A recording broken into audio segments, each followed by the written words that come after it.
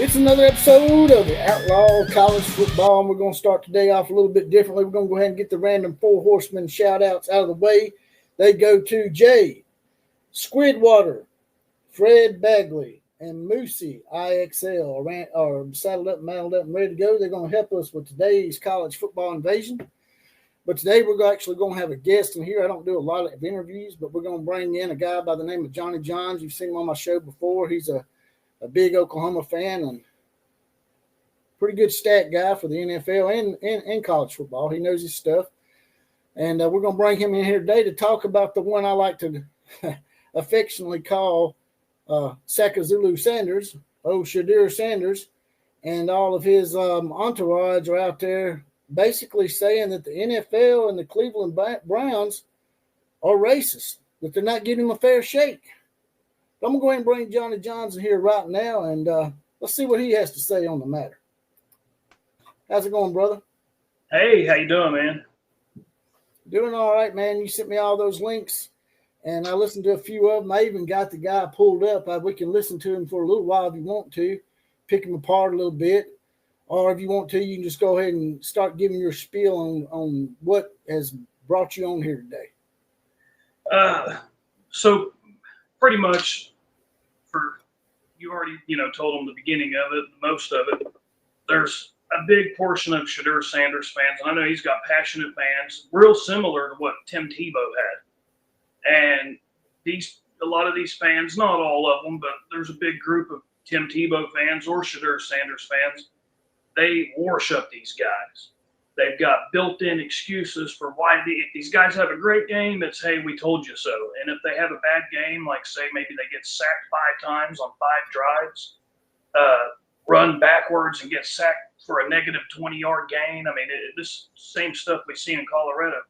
They've got built-in excuses for why that happened. And the first game he played great. And I gave him his credit. And I even told you on a message, like, damn, man, I ain't going to lie, dude. Dylan Gabriel's got his work cut out for him. I don't know if he's going to be able to, because DG played the second game. He played the first game. Middle, I really think he's pretty good. I don't think he's as good as Jalen Hurts or C.J. Stroud or Patrick Mahomes or, Jalen Daniels. And so anyway, that's where I was going with the whole deal is they're calling this organization racist. And truly, a lot of them genuinely believe that to their core. They think that this organization is racist. And this is the same place they got rid of Baker Mayfield in return to get Deshaun Watson. So at what point did they go racist? Like, it helped me make sense of that. Like, if they were racist, I have family that's black. I'd be the first one to say, yeah, I think they might be racist. But it's this whole little conspiracy goes so deep. I mean, they also are going on to say like Dylan Gabriel's 5'8". So I guess like Oregon lied about his height, Oklahoma lied about his height, UCF lied about his height, NFL Combine lied about it, which I don't even know what that even matters anyway. You got Russell Wilson, that's a pretty short guy, that's a pretty good quarterback. And yeah. You got Doug Flutie from back in the day. Let me ask you a question real quick. Yeah. I think you brought this up to me off air as well.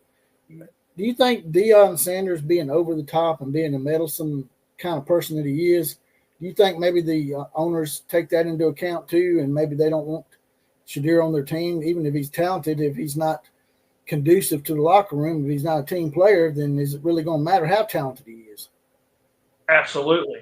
I do think that's the problem. I think that Shedeur Sanders and Deion Sanders, I think Deion overplayed his hand on this deal. I think he went into the draft because, hey, Travis Hunter ain't having these racism problems.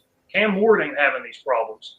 This is only a him and his boys, which, by the way, the other son got kicked out of the game, which I like him. He's pretty funny on videos. Shedeur Sanders, he might be my favorite one out of all of them. But that was stupid what he did. He tried to punch someone with a face mask. He was going to break your hand doing that. Right. No, if you're going to punch somebody, bud, maybe don't punch them when they got a helmet and a face mask on. But he got kicked out. Now he's cut. I think I'd have to Google it. I heard he was cut, but there is a lot of fake stuff on the internet. I'm assuming he is. He ain't near as good as his dad. It happens all the time. Kurt Warner's son, watched him yesterday. He ain't near as good as his daddy was. And Michael Jordan's boy wasn't as good as his dad. And but yeah, I think it's a deal where he come in with this attitude, thinking that his boy was a top 5 pick, like Travis Hunter was, and he was demanding stuff as if he was such. And like you I don't know if you've heard the stuff that they put in the contracts, like we are to own all the jersey sales or a fraction of it. We are to own all the social media. We're going to have a camera guy.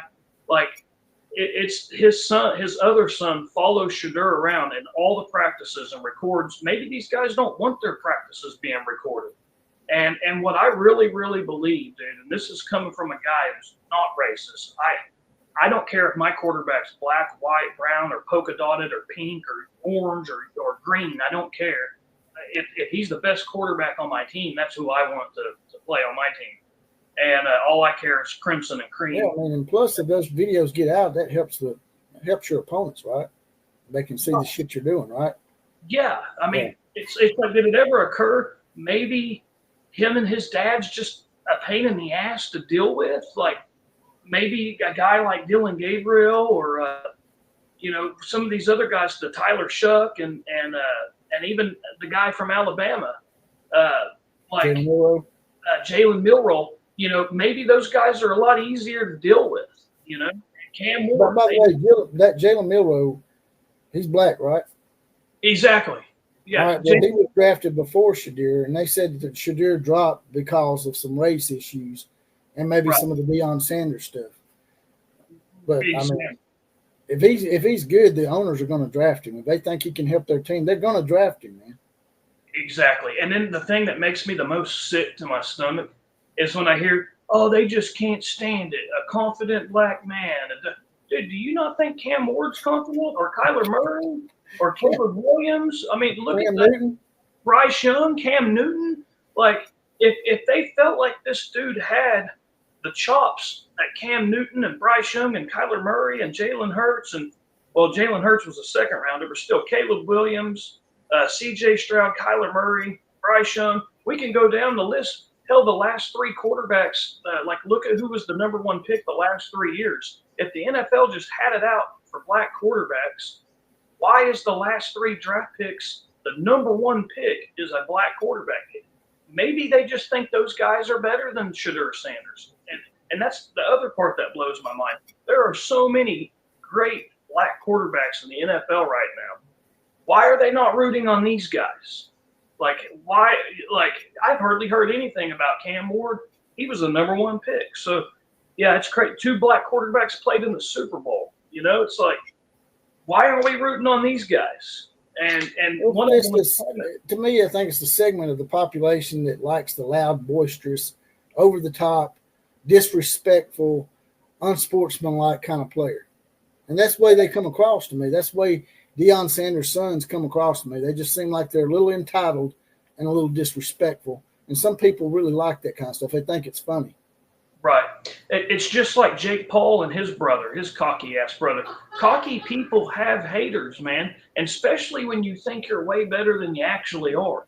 Mm-hmm. And so you got to understand, when you're that look at me guy, bling, bling, wearing all the chains and everything, of course, you got to understand there's going to be some people, you're going to have some haters, you're going to have some fans too, which he does have a lot of fans, both of them guys. I just get tired of some of these podcasters out there, the ones you show me, that always cling to that. If they don't get their way, if they don't succeed and get what they want, they automatically go to the race card or race baiting. And it's rather cowardly, man. You need to try to earn your spot and quit being a handout hunter and using race as an excuse when you name numerous examples where race was not an issue, and black quarterbacks and all black people of all positions have succeeded in the NFL regardless of their race. Right. Yeah, and it's crazy how deep it goes. They're even saying Myles Garrett, that one guy on the YouTube channel I sent you, he was calling Myles Garrett a bitch and all that. I'm like, dude, I would love to go live on YouTube and call him a bitch to his face. Exactly. I'd love to see him do that live on YouTube. Call that man a bitch to his face. Well, let me go ahead and bring that up, by the way. I got that clip that you sent me. I'm gonna bring that up, and then I might go ahead and first play this short video too. All right. And we'll react to it. Shedeur didn't fall in the draft because of racism. He didn't fall due to teams colluding against him. He fell because you just don't have these quarterbacks like Tyler Shough, Jalen Milroe, and Jackson Dart getting drafted ahead of you. Quarterback prospects that Shedeur is definitely better than, if there wasn't truth to the claims that some of his interviews didn't go well. Tom Brady, Shedeur's mentor, passed on him several times. Mike Tomlin's a black head coach, and he passed on Shedeur Sanders. So the virtue signaling that's going on, collusion, racism, this is really on Shedeur and Deion. That's the first clip. What do you think about that? Yeah, I agree with what that guy's saying, man. I mean, he's making way too much sense, that guy in that video. He's making way too much sense. Man. And he's black. Right. So it's... That'd be me or you saying it. That'd be saying, oh, you're only saying that because y'all white. Right. Which actually makes them racist because they're judging me by my white skin color at that point. I really think it's just a combination of his dad's a pain in the ass to deal with. He's a dictator. He wants to, we're going to do it this way. We're going to do, no, we're not doing that. No, we're going to do this. And I think they just don't want to deal with it. And maybe if he had the talent of like Caleb Williams and Cam Newton and Jalen Hurts and Patrick Mahomes, maybe they would deal with it. Maybe, hey, it's worth it. I also think that's why he slid down to the 5th round, because they said, man, the talent and the drama and dealing with his dad, it might be worth it if we can get him in the 5th round, because at least if he tries pulling some, like if we end up getting in a disagreement with his dad and that becomes an issue, at least we can cut a 5th rounder, but we do not want to take that risk on a 1st round. And then we can't get along with his dad. Well, it wasn't just the Cleveland Browns that passed on him, though, just like that guy said. Right. Mike Tomlin passed on him. So let me bring up the other guy that was basically crying and wetting his diaper and petting his pussycat at the beginning of the show. Never seen anything like that before. I guess that's unique. But, yeah, let me go ahead and bring that up. That's a hell of a way to start out with a big old mouth open, huh? We just exposed everything the Cleveland Browns did. Now, meet my pit bull, Sebastian. I'm about to go in on the little munchkin that could, Dylan Gabriel. So I already exposed the fact that Cleveland Browns set up. How ironic, though, that a guy that's whining and crying is petting his pussy at the beginning of the show. Yeah, and calling Dylan Gabriel a munchkin. Exactly. Do big time to get embarrassed. They barely put Tyler Huntley in the game. They left Shedeur with 3rd stringers and 4th stringers, and guys, basically 98% of the people they left Shedeur with won't even make the practice squad. Why would you put Shedeur through that? Why not? Let me stop him out there. Shedeur was in there with the 3rd stringers, but they were also playing against the Rams' 3rd stringers. So right. He should be able to perform adequately. It's not like the Rams left their 1st string in there and it was unfair to Shedeur. Right? Right. And Tyler Huntley, they call him Snoop Huntley, he was able to get the team down the field on that 2-minute drill, and that's how they was able to win the game. And exactly. So he didn't seem to have the problem running 20 yards back, getting sacked. I get it, dude. That O-line wasn't that good. But you can go back. There's another guy that did a video breaking down the film on it, and, man, he shows you, dude, there's a ton of these mistakes that are Shedeur Sanders' fault. And it's not like this is breaking news. When you're a 5th round quarterback, that's the only way you can prove yourself is when you're in there with your fellow 3rd stringers. And in the preseason, the other teams got their 3rd string in too at that point. So absolutely. And Tom Brady, dude, he was buried on the depth chart. This is a guy everybody calls the GOAT. And he was buried on the depth chart, and he had to go prove himself in the preseason with a bunch of 3rd, 4th stringers, man. They're giving these guys the opportunities that you're going to get when you're a 5th round pick. I mean, it just is what it is, dude. Yeah, they're going to get put in there with the 1st string if you're a 5th round pick. Right. Not even Tom Brady. That has nothing to do with Shedeur Sanders. That's everybody that's ever played in the NFL. Absolutely. That's all of them, man. And that's Patrick Mahomes even, and he was, I think, a 1st round pick. But even him and the 2 greats, Tom Brady and Pat Mahomes, even they didn't get to get a bunch of reps with the 1st stringers their rookie year. One of them was a 6th round, one of them was still. Like I said, just once again looking for a handout, someone to just give you something and not earn it. Let's go ahead and listen to some more of this. Some of this wet diaper odyssey.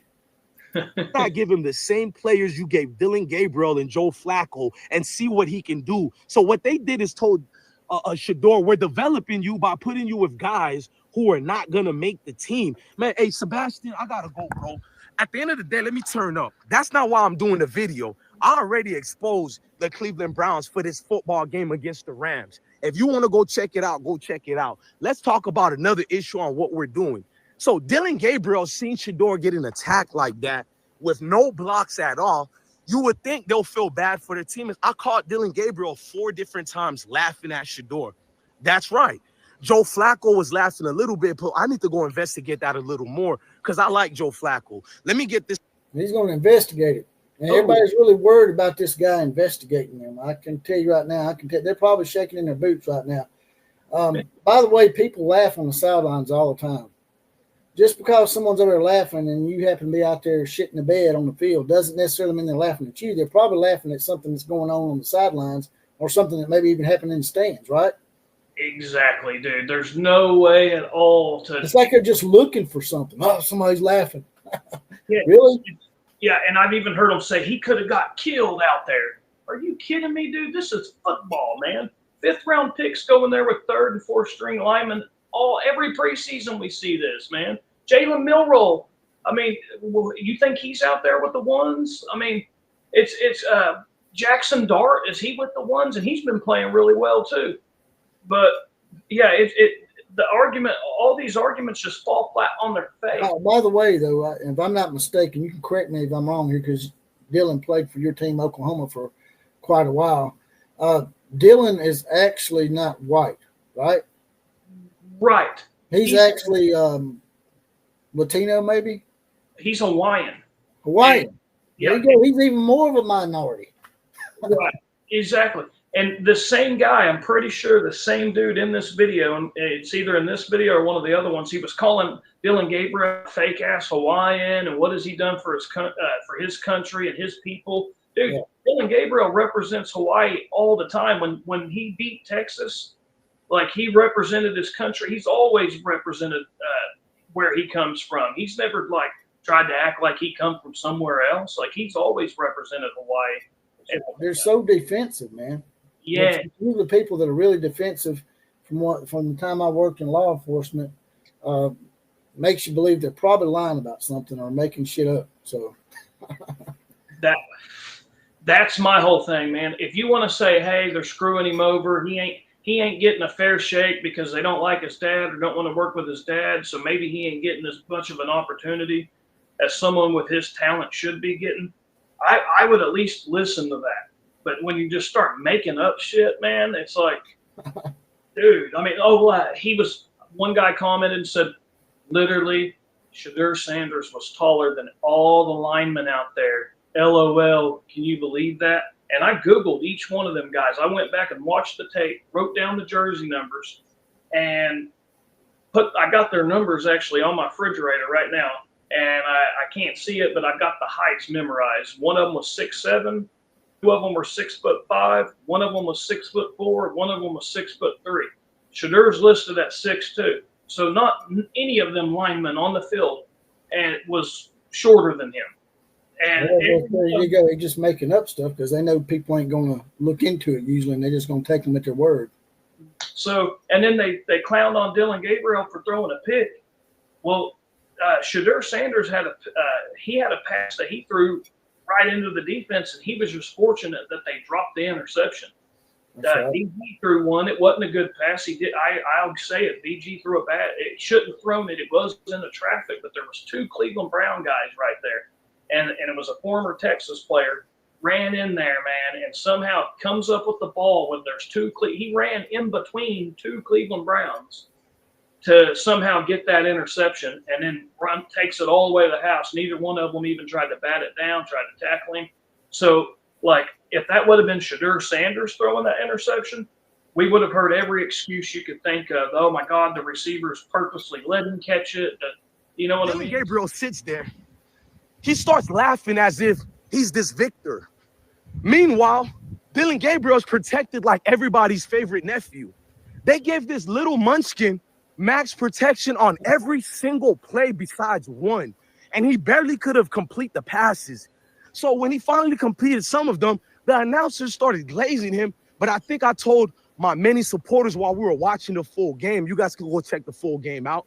I'm telling my supporters, do you guys notice that every play is max protection? I told them, watch when Shedeur gets in there. Not only he's not going to be given max protection, they're not going to even give Shedeur the same players Dylan had, which I was correct. They didn't even give him the second string. He barely had any third strings, all fourth stringers and guys who are cab drivers and Uber drivers. Nobody blocked. Why is Dylan Gabriel laughing at your teammate almost getting injured? Is Stephen A. Smith about to jump out the window and tell us Dylan wasn't laughing? Because I know. Ain't Stephen A. Smith the same one who said Dylan didn't mean Shedeur was the entertainer? That's what I know. How the hell Stephen A. Smith knows this? You hang with Dylan Gabriel?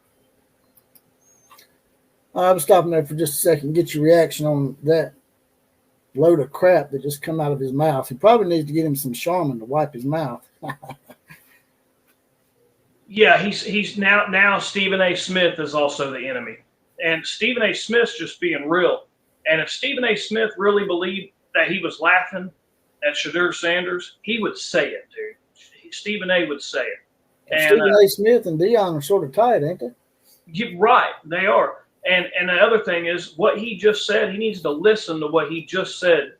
He needs to listen to it. He said, Stephen A., how do you know? Do you know Dylan Gabriel? Well, how do you know he was laughing at him? Do you know Dylan Gabriel? Like, it's going. If they were laughing, you don't know what the hell they were laughing about. Right. It's like, unless we was standing right there with them, I mean, we don't know. Could they have been? Could they not? I mean, I'll tell you one thing, dude. I can promise you, Patrick Mahomes, if he got sacked, his teammates ain't laughing at him. Let that sink in. If Jalen Hurts got sacked, his teammates, there wouldn't even be a question that his teammates would be laughing at him. So it's like, let that sink in for a second. Why is your teammates maybe laughing and you think they're laughing at you? I mean, just look at the guy's eyes and his face, man. He looks like just a genuine handout hunter to me. Just looking for something to make excuses.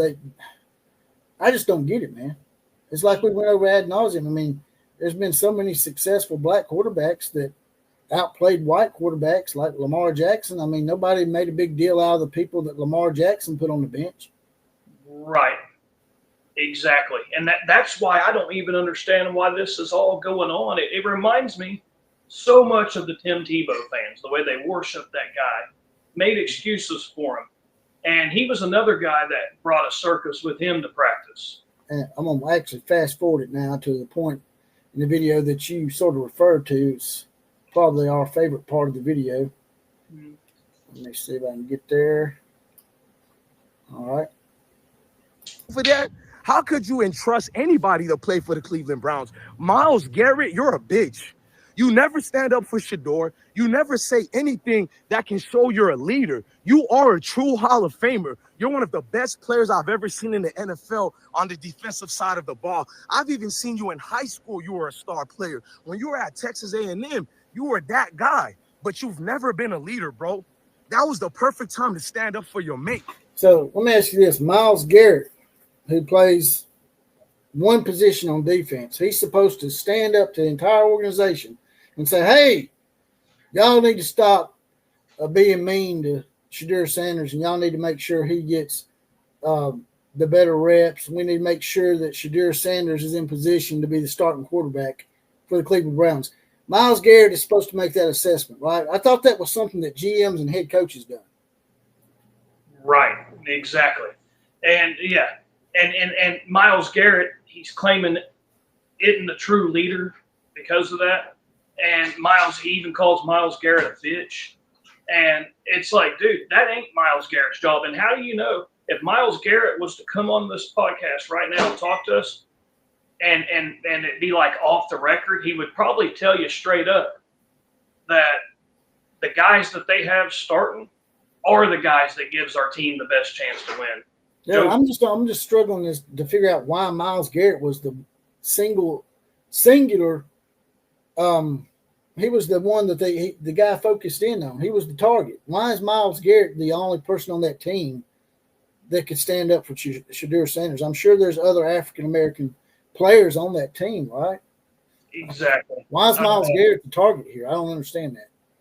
I guess it's because he is I think he's probably the highest paid player on the roster. I mean, he's definitely the most valuable guy on that roster. He's the guy that I'm shocked he's even staying. So because he's a successful black man, he should be the target. Right. I've seen black folks do that to other black folks so much, man. But just because someone's successful, they owe you something as well. Right. I know. It's crazy he's calling him out. And like you said, that ain't his job. That's the general manager's job. That's the head coach's job. Like, you want Myles Garrett, one of the best players in the NFL, to put his word on the line. If Myles, and it's like, and you're just assuming that Myles Garrett thinks that Shedeur Sanders is the best quarterback on the roster. And the funny thing is, Myles Garrett isn't sticking up for him because he knows he ain't the best quarterback on the roster. You sent me a graph of the stats. And stats, they're not racist. They're not biased, man. Stats don't lie, right? Right. Exactly. Can you see that? There it is. So, yeah, so he had 152 yards on 29 attempts. And then Dillon Gabriel had 272 yards on, 37 attempts. DG did have the pick. Whoa. Wait a minute now. That's because he was playing with the fourth string and the scout team, and the Girl Scouts were out there. Right. That's why he didn't catch up with Dillon Gabriel. I don't think Dillon Gabriel was playing with the first teamers either, was he? No, he was playing with some of them, I think, just like Shedeur was. Like, most of those numbers. Now, Dillon Gabriel did get, I don't know how many drives. I know Shedeur got 5 drives. They basically, each one of these guys started one game. So Sanders started the first game. Dillon Gabriel started the second game, and they played all the first half and then a little bit into the second half.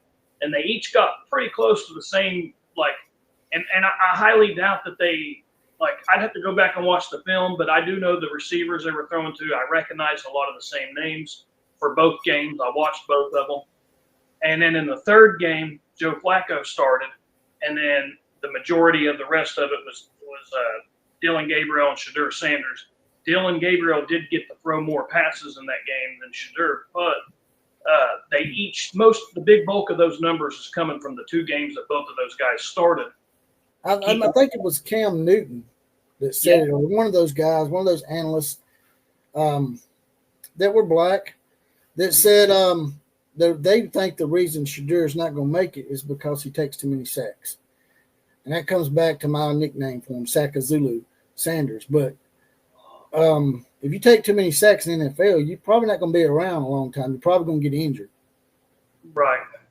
I agree. And I think I saw the same deal you're talking about. I like Cam Newton's podcast, dude. He's pretty entertaining guy. And he usually tells it like he sees it. Like he usually, I mean, I'm sure he's got certain players he likes more than other players. So there could be some bias here and there. But for the most part, he's usually telling you how he truly believes it, man. It's definitely the reason why he's remaining the 4th-string quarterback on the depth chart. Like, when you're the 5th-round pick, the other guy's the 3rd, the other guy's the starter, you're going to have to – it's going to take time and consistency before they're going to move you up above the guy they drafted higher. It's just how it is, man.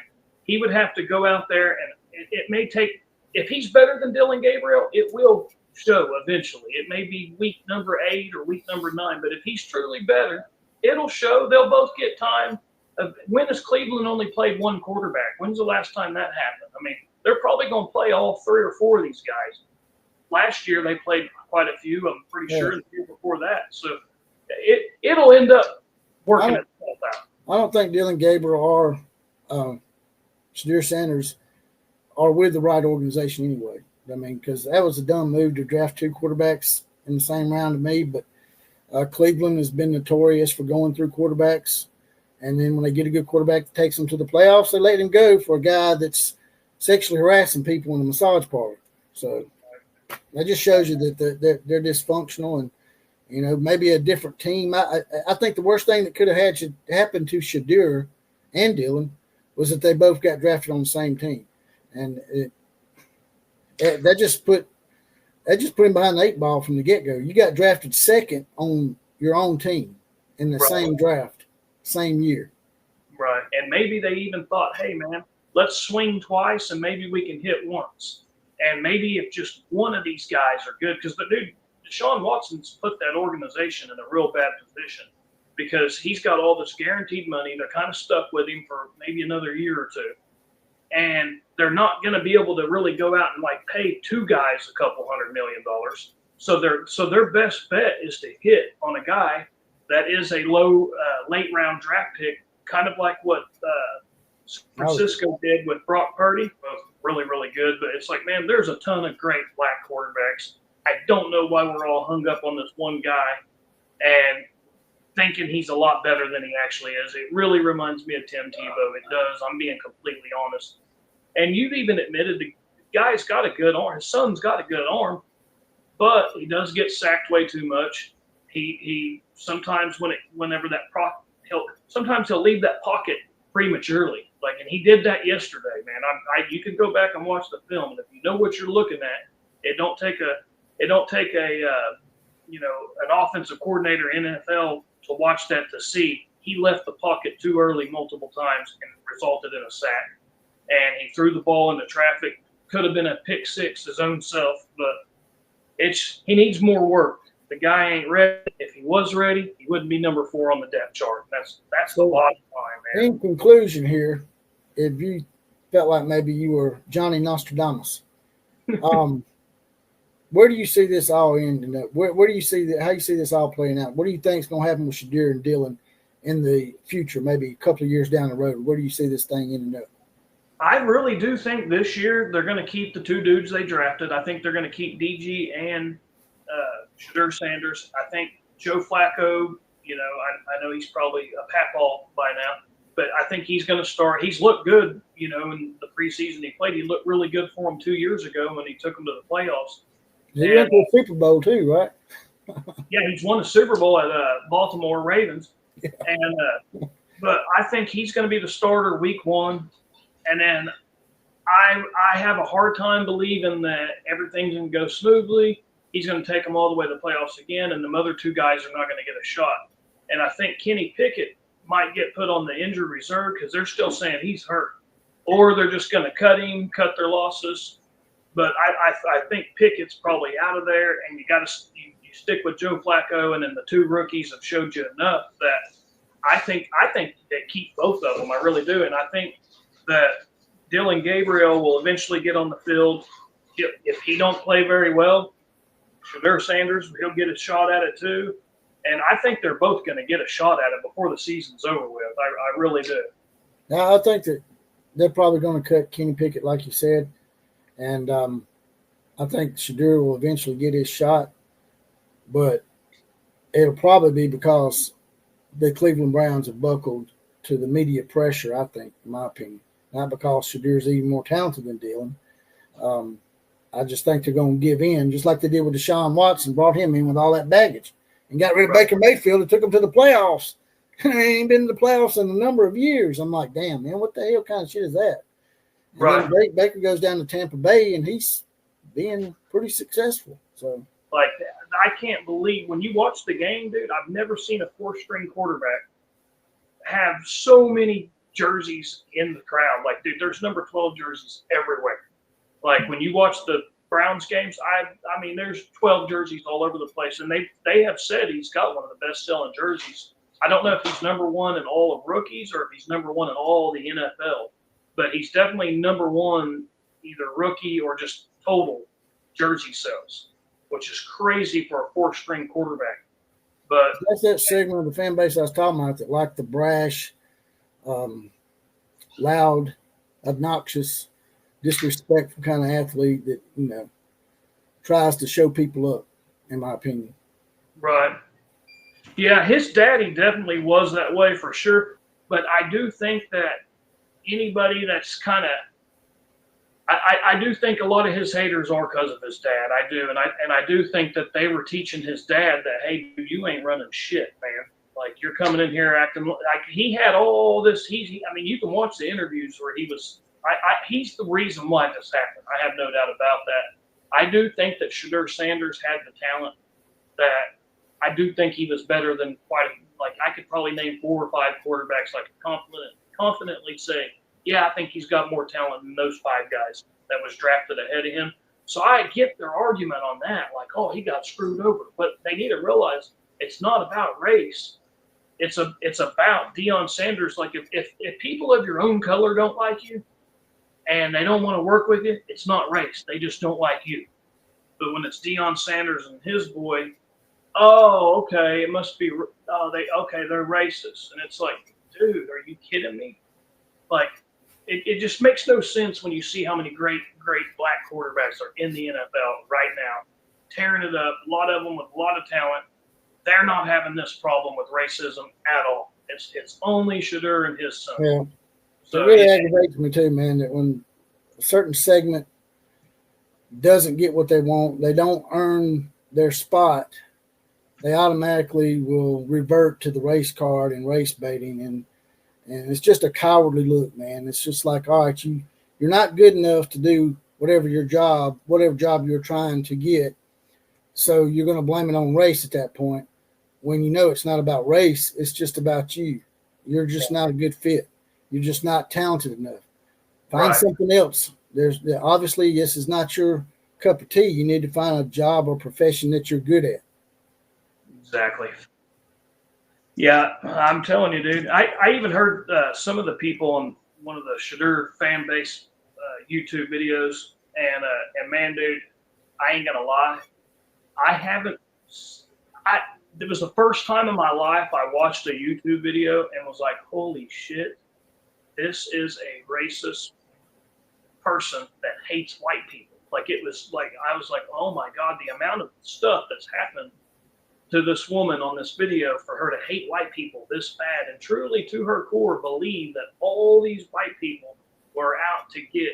She was like coming up with all these, I mean, a lot of conspiracies for, like, saying even Jalen Milroe's getting screwed over. The what's the guy that used to play at Florida? I think Richardson, saying that guy got screwed over.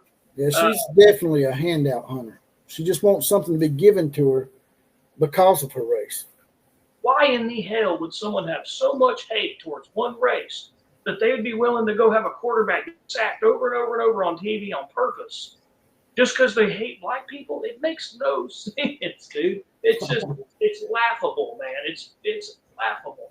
And it's like the 2 quarterbacks who made it to the Super Bowl last year, Jalen Hurts and Patrick Mahomes. Like, oh, okay, but what happened with them? Why didn't they get them sacked and benched? Like, it just, none of it makes no sense. It's those people will never be satisfied, man. They're obviously lacking in their life a little bit somewhere along the way, and they feel wronged and slighted because they weren't able to achieve something they wanted so badly they just wasn't good enough to achieve. Right. Exactly. It has nothing to do with race. It's just that you weren't that good. You weren't good enough. You just need to move on to something else that you are good at. Exactly. And we all have stuff that we're good at. You'll find it. Just quit playing the race card. Yeah. Quit trying to act like a bunch of people are out to get this guy. They're not. And it's just, to all the guys that have gotten on YouTube and admitted, hey, no, this ain't the race card. This, it's a combination of he don't have the elite NFL talent that you guys thought he had. Maybe he needs more work. Maybe he will be there one day. Tom Brady and Kurt Warner, dude. Kurt Warner, he was laughing. You talk about laughing at a teammate. Brett Favre and the backup quarterback at the time at Green Bay and the coach, they called him Pop Warner, and still to this day laugh with Kurt Warner about, oh, I ain't going in. I don't know the playbook.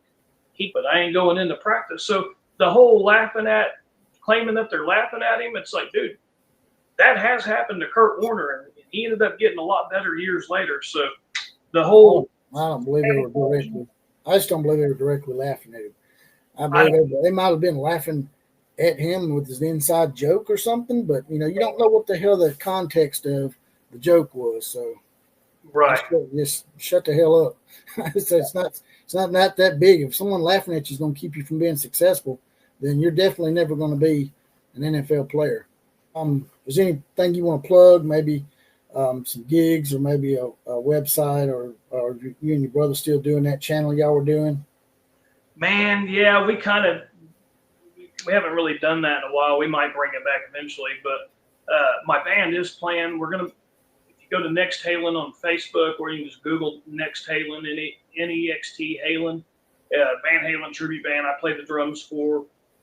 We do got some shows coming up in Arkansas, Tulsa, Oklahoma City, and Wichita, Kansas, I believe, as the next 4 that I know of.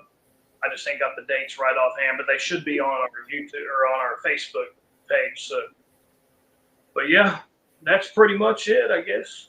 And yeah, it was good. I know it's an awkward, it's an uncomfortable conversation to have, but someone's got to talk about it.